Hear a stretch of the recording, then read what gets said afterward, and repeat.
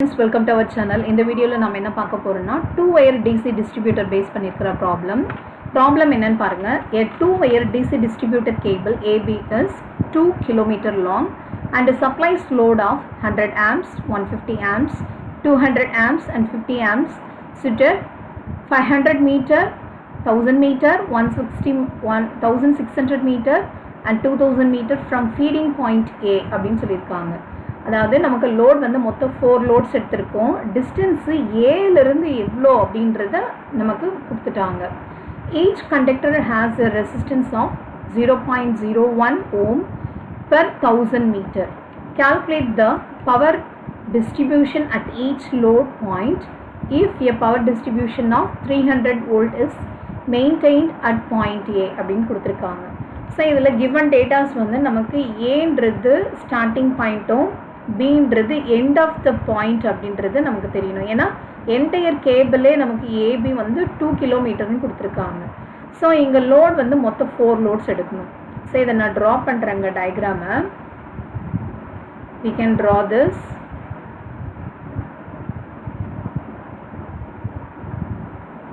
Okay, first வந்து நான் VA அப்படின்ற ஒரு பாயிண்ட் எடுத்துக்கிறேன்.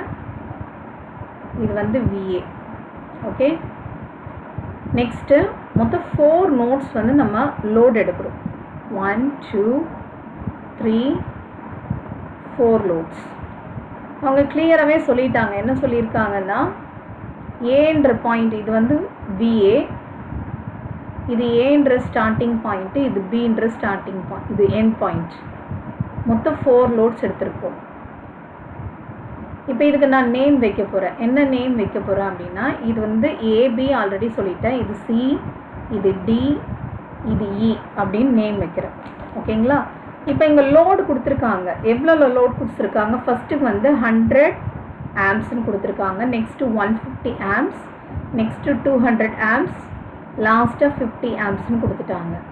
நெக்ஸ்ட்டு டிஸ்டன்ஸ் கொடுத்துருக்காங்க பாருங்கள். என்னென்ன டிஸ்டன்ஸ் கொடுத்துருக்காங்கன்னா, இந்த டிஸ்டன்ஸ் ஃபஸ்ட்டு இந்த டிஸ்டன்ஸ் கொடுத்துருக்காங்க.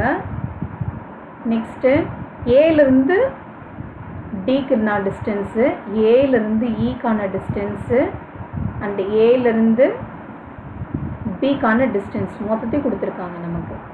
ஸோ இதை தான் நம்ம இங்கே மென்ஷன் பண்ணி எழுத போகிறோம். ஸோ ஃபஸ்ட்டு டிஸ்டன்ஸ் வந்து எவ்வளோ கொடுத்துருக்காங்க?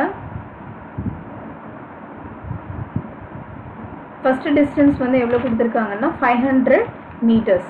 அப்போ இந்த டிஸ்டன்ஸோட வேல்யூ என்ன அப்படின்னு பார்த்தீங்கன்னா 500 மீட்டர்ஸ். செகண்ட் எவ்வளோ கொடுத்துருக்காங்க? 1000 மீட்டர். Third 1600 metres. ஃபைனலாக 2000 மீட்டர்ஸ்னு கொடுத்துட்டாங்க. இப்போ எனக்கு இந்த டிஸ்டன்ஸ் வேணும். இந்த டிஸ்டன்ஸ் வேணும்னா எப்படி நம்ம கால்குலேட் பண்ணலாம்? இப்போ எனக்கு இந்த டிஸ்டன்ஸ் வேணும், இங்கேருந்து இது வரைக்கும் இருக்கிற டிஸ்டன்ஸ் எனக்கு வேணும். அப்போ இந்த 1000லேருந்து 500 மைனஸ் பண்ணோம்னா கிடைக்கிறதா என்னது? இந்த டிஸ்டன்ஸ். அப்போ இந்த டிஸ்டன்ஸோட வேல்யூ 500 மீட்டர்ஸ் எழுதிக்கலாமா? அதே போல் இ அண்ட் டிக்கு பிட்வீனில் இருக்கிற டிஸ்டன்ஸ் எழுதணும்னா 1600லேருந்து இந்த 1000 நம்ம சப்ராக்ட் பண்ணோம்னா கிடைக்கிறது 600 மீட்டர்ஸ். ஃபைனலாக வந்து பார்த்திங்கன்னா உங்களுக்கு ஆல்ரெடி சொல்லியிருந்தாங்க என்னது? 2 கிலோமீட்டர்ஸ். 2 கிலோமீட்டர்ஸ் நத்திங் பட் 2 × 10⁻³ அப்போ 2000 மீட்டர். இது கரெக்டாக அவங்களே கொடுத்துட்டாங்க, அதனால் பிரச்சனை இல்லை. ஒரு வேளை இது கொடுக்கல அப்படின்னா we have to take the AB length as 2000 meters. Okay, இப்போ 2000 மீட்டர்லேருந்து 1600 மீட்டரை சப்ராக்ட் பண்ணோம்னா கிடைக்கிறது என்னது? 400 மீட்டர்ஸ். இப்போ ஃபஸ்ட்டு நான் என்ன எடுத்து எல்லா டீட்டெயில்ஸுமே இதில் எழுதியாச்சு. now I am going to write the value. இதை எப்படி எழுதலாம் அப்படின்னு பார்த்தீங்கன்னா, ஃபஸ்ட்டு லென்த் எழுதலாம். Length between A and C எவ்வளோ அப்படின்னு பார்த்தீங்கன்னா, லென்த் எவ்வளோ வந்தது? இதுக்கு 500 metres. Next length between C and D. C and Dக்கு எவ்வளோ வந்தது? 500 மீட்டர்ஸ். தட் மீன்ஸ் 1000லேருந்து நம்ம 500 மைனஸ் பண்ணால் கிடச்சது என்னது? 500 metres. Next length between D and E நம்ம ஏற்கனவே பார்த்தோம். 1600லேருந்து 1000 மைனஸ் பண்ணதுனால கிடைச்ச வேல்யூ 600 மீட்டர்ஸ். லாஸ்ட்டாக இருக்கிறது EDக்கான லென்த்து. அப்போ 2000லேருந்து 1600 மைனஸ் பண்ணியிருந்ததுனால கிடைச்ச வேல்யூ தான் எவ்வளோ 400 மீட்டர்ஸ். அதை நான் இதில் மென்ஷன் பண்ணிட்டேன். இப்போ லென்த் எல்லாம் முடிச்சாச்சு. நெக்ஸ்ட்டு என்ன பார்க்கணும் அப்படின்னு பார்த்தீங்கன்னா ரெசிஸ்டர் வேல்யூ பார்க்கணும். இப்போ ரெசிஸ்டன்ஸ் வந்து உங்களுக்கு என்ன கொடுத்துருக்காங்க, each conductor has a resistance of 0.1 ohm per 1000 மீட்டர்னு கொடுத்துருக்காங்க. ஓகே, இப்போ இங்கே நம்ம மெயினாக பார்க்க வேண்டியது என்ன அப்படின்னு பார்த்தீங்கன்னா, ஸோ ரெசிஸ்டர் வேல்யூ வந்து எவ்வளோ கொடுத்துருக்காங்க, ரெசிஸ்டன்ஸ் வேல்யூ எவ்வளோ கொடுத்துருக்காங்க 0.01 per 1000 மீட்டர் அப்படின்னு கொடுத்துட்டாங்க. நமக்கு ஏற்கனவே தெரியும் இது 2 ஒயர் டிசி அப்படின்னு எடுக்கும்போது நம்ம என்ன பண்ணணும், 2ஆல் மல்டிப்ளை பண்ணிக்கணும் இந்த வேல்யூவை. 2 into the resistance value ohm per 1000 metre. ஓகேங்களா? இப்போ இந்த 1000 மீட்டருக்கு வந்து அதாவது 1000 மீட்டருக்கு இந்த வேல்யூ பெர் மீட்டர் அப்படின்னு எடுத்தோம்னாலே நம்ம என்ன பண்ணலாம், இதை வந்து 10⁻³ or 1000 அப்படியே டிவைட் பண்ணிவிட்டு ஓம் பர் மீட்டர்னு எழுதிக்கலாம். Okay, this is for resistor value. Now we are going to calculate the each resistance value. நமக்கு என்ன கேட்டிருக்காங்க ப்ராப்ளமில், என்ன கண்டுபிடிக்கணும், power distribution each load point, ஒவ்வொரு பாயிண்ட் இருக்கு இல்லையா, CDEF அப்படின்னு ஒவ்வொரு செக்ஷன்லேயும் எவ்வளோ நமக்கு பொட்டென்ஷியல் இருக்குது அப்படின்றத நம்ம பார்க்கணும். VA வேல்யூ வந்து 300 வோல்ட்டுன்னு கொடுத்துட்டாங்க. ஓகே, ஸோ இப்போ RAC ஒவ்வொரு செக்ஷனுக்கும் நம்ம பார்க்கணும். செக்ஷன் AC எடுத்துக்கலாம். இந்த செக்ஷன் ACயில் what is the resistance value அப்படின்றத நம்ம பார்க்கணும். இந்த ரெசிஸ்டன்ஸ் வேல்யூ பார்க்கணுன்னா we have to do something. என்ன அப்படின்னா ஃபார்முலா இருக்குது நமக்கு. என்ன ஃபார்முலா அப்படின்னா RAC ஈக்குவல் டு கண்டுபிடிச்ச அந்த ஆரோட லென்த், எவ்வளோ லென்த்து நம்ம 1 மீட்டருக்கு நம்ம ரெசிஸ்டன்ஸ் தெரியும், எவ்வளோ மீட்டர் அந்த செக்ஷன் லென்த்தோ அந்த மீட்டரால் மல்டிப்ளை பண்ணிக்கணும். இப்போ ரெசிஸ்டன்ஸ் வேல்யூ என்ன வந்தது 0.02 டிவைடட் பை 1000 வந்தது இல்லைங்களா, இன்ட்டு இங்கே இருக்கிற ஃபஸ்ட்டு ஏசியோட லென்த் எவ்வளோ 500. இதை சிம்பிளிஃபை பண்ணால் நமக்கு கிடைச்ச ஆன்சர் வந்து 0.01 ஓம்ஸ். அதே போல் CD செக்ஷன்ஸ், இப்போ செக்ஷன் CD எடுக்கலாம். செக்ஷன் CDயில் ரெசிஸ்டன்ஸ் வேல்யூ கால்குலேட் பண்ணோம்னா R இன்ட்டு இங்கே செக்ஷன் நமக்கு எவ்வளோ கிடைச்சது, distance between D and DE and CD நம்ம போட காணுமா, CDயோட வேல்யூ 500 இங்கே போட்டிருக்கேன் பாருங்கள், 500 metres. So 0.02 divided by 1000 into 500. இதை சிம்பிளிஃபை பண்ணாலும் நமக்கு சேம் ஆன்சர் தான் வருது. நெக்ஸ்ட்டு செக்ஷன் வந்து DE செக்ஷன். அப்போ RD is equal to R into, so இங்கே வந்து எப்படி நம்ம R இன்ட்டு LCD எடுத்தோம், அதே போல் இங்கே நமக்கு ஃபார்முலா எழுதிடலாம் R இன்ட்டு LDE. ஆரோட வேல்யூ என்னது 0.02 டிவைடட் பை 1000 இன்ட்டு இங்கே LDயோட வேல்யூ எவ்வளோ 600 மீட்டர்ஸ். இதை சிம்பிளிஃபை பண்ணால் வில் கெட் 0.012 ஓம்ஸ். இது செக் பண்ணிக்கோங்க. நெக்ஸ்ட்டு லாஸ்ட் செக்ஷன் EBக்கு பார்க்க போகிறோம். அப்போ REB equal to R into length of EB. ஆரோட value 0.02 divided by 1000 into EB length எவ்வளோ 400 மீட்டர்ஸ். இது சிம்பிளிஃபை பண்ணால் வில் கெட் 0.008 ஓம்ஸ் அப்படின்னு கிடச்சிருக்கு. இப்போ நம்ம எல்லாத்துலேயும் ரெசிஸ்டன்ஸ் வேல்யூ நம்ம கால்குலேட் பண்ணிட்டோம் ஒவ்வொன்றுத்துலேயும். இப்போ நம்ம என்ன கால்குலேட் பண்ண போகிறோம் அப்படின்னு பார்த்தீங்கன்னா கரண்ட்டோட வேல்யூ கால்குலேட் பண்ணணும். இப்போ இதில் பாருங்கள், இதில் தான் நம்ம ஈஸியாக கால்குலேட் பண்ண முடியும். உங்களுக்கு புரிகிற மாதிரி இதில் சொல்கிறேன். இப்போ இதில் வந்து நமக்கு 50 ஆம்ப்ஸ் வந்துருச்சு இல்லைங்களா. அப்போ இந்த EB அப்படின்ற இந்த செக்ஷனில் ஃப்ளோ ஆகிற கரண்ட்டோட வேல்யூ எவ்வளோன்னு பார்த்தீங்கன்னா 50 ஆம்ப்ஸ் தான். ஓகே, ஸோ இந்த சைடில் எழுதுகிறேன் நான். கரண்ட்டோட value, current at section EB எவ்வளோ 50 ஆம்ப்ஸ். ஓகே, நெக்ஸ்ட்டு இதுக்கு பார்க்கலாம். இப்போ இது பார்க்கும்போது இது ரெண்டாக ஸ்ப்ளிட் ஆகுதா, இங்கேயும் ஸ்ப்ளிட் ஆகுது, இங்கேயும் ஸ்ப்ளிட் ஆகுது. அப்போ இங்கே எவ்வளோ இருக்குது, கரண்ட்டோட வேல்யூ டியில் எவ்வளோ இருக்குது அப்படின்னு பார்த்தீங்கன்னா 200 + 50. அப்போ எவ்வளோ வரும் 250 ஆம்ப்ஸ். இப்போ இந்த இடத்துல நமக்கு எவ்வளோ வருது 250 ஆம்ப்ஸ். ஏன்னா இது ரெண்டாக ஸ்ப்ளிட் ஆகிருக்கு இல்லையா, இது ரெண்டுத்தையும் ஆட் பண்ணோம்னா வர்றது தான் இந்த செக்ஷனில். நெக்ஸ்ட்டு ஐசிடிக்கு பார்க்கலாம். ஐசிடின்னும் போது இப்போ இதுவும் ரெண்டாக ஸ்ப்ளிட் ஆகுது. இங்கே ஃப்ளோ ஆகிற கரண்ட் வந்து 150 ஆகும், 250 ஆகும் ஸ்ப்ளிட் ஆகுது.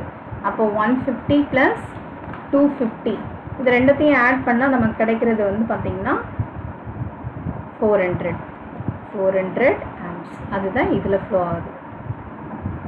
அதே போல் current between A and C. இப்போ இதில் பாருங்கள், இதில் வர கரண்ட் அப்படியே ரெண்டாக ஸ்ப்ளிட் ஆகுதா, 400 ஆகவும் ஸ்ப்ளிட் ஆகுது, 100 ஆம்ப்ஸாகவும் ஸ்ப்ளிட் ஆகுது. அப்போ 100 + 400, ஸோ நமக்கு வந்து 500 ஆம்ப்ஸ் அப்படின்னு கிடைக்கும். திஸ் இஸ் நத்திங் பட் கரண்ட்டோட வேல்யூ. ஸோ இப்போ கரண்ட்டோட வேல்யூ கண்டுபிடிச்சிட்டோம். Now we are going to calculate the voltage distribution. இந்த பொட்டன்ஷியல் டிஃப்ரென்ஸ் கேட்டிருக்காங்க இல்லைங்களா, இந்த பொட்டன்ஷியலை எப்படி நம்ம கால்குலேட் பண்ணலாம் அப்படின்னு பார்க்கலாம். ஃபஸ்ட்டு வந்து விசின்ற இந்த பாயிண்டில் எவ்வளோ நமக்கு இருக்குது அப்படின்னு பார்க்கலாம். எப்போவுமே விசி எடுத்தோம்னா ப்ரீவியஸில் என்ன இருக்கோ அதுதான் நமக்கு விஏலேருந்து இந்த விஏசி இந்த ஏசி செக்ஷனில் எவ்வளோ வோல்டேஜ் ட்ராப் இருக்குது அப்படின்னு மைனஸ் பண்ணோம்னா இந்த பாயிண்டில் நமக்கு கிடச்சிடும். ஓகே, ஸோ பொட்டன்ஷியல் டிஃப்ரென்ஸ் எப்படி எழுதலாம்? Potential difference VC equal to விஏலேருந்து இதுக்கு முன்னாடி இருக்கிற அந்த செக்ஷன் விசி, இப்போ விஏலேருந்து விஏசி மைனஸ் பண்ணோம்னா விசி கிடச்சிரும். நமக்கு தெரியும் general formula V is equal to I into R இல்லையா. அப்போ VC equal to VA அப்படியே வச்சுக்கல, நமக்கு தெரியும். VAC நமக்கு டைரெக்டாக தெரியாது, பட் நமக்கு என்ன ஃபார்முலா தெரியும்? IAC into RAC அப்படின்னு தெரியும். இப்போ இதில் சப்ஸ்டிட் பண்ணலாம். VAவோட வேல்யூ எவ்வளோ? 300 மைனஸ் IAC வேல்யூ நம்ம ஆல்ரெடி கால்குலேட் பண்ணி வச்சுருக்கோம். ஓகே, ஸோ IACன்றது இங்கே கால்குலேட் பண்ணி வச்சுருக்கோம் பாருங்கள், 500 ஆம்ப்ஸ். ஸோ இந்த ஐஏசியை நாங்கள் இங்கே கால்குலேட் பண்ணி வச்சுருக்கோம். இதெல்லாம் கரண்ட்டோட வேல்யூ, கரண்ட் செக்ஷன்ஸ் 500 இன்ட்டு ஆர்ஏசியும் நம்ம கால்குலேட் பண்ணி வச்சுருக்கோம். ஆர்ஏசி எவ்வளோ வந்தது? 0.01 அப்படின்னு வந்தது. இப்போ இதை சிம்ப்ளிஃபை பண்ணால் விசியோட வேல்யூ 295 volts அப்படின்னு கிடச்சிருக்கு. ஓகே, ஸோ இதோட வேல்யூ எவ்வளோ? 295 volts.